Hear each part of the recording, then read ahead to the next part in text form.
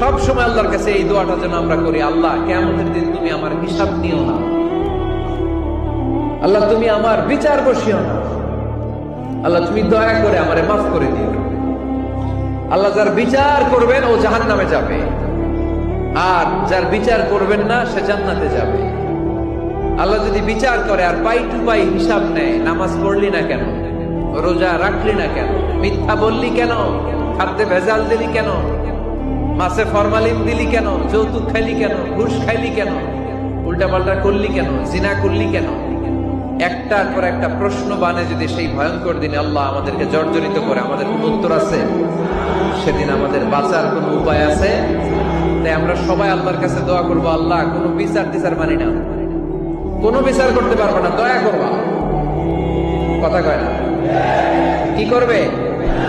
এবার আওয়াজ করে বলেন, বিচার চান না দয়া চান?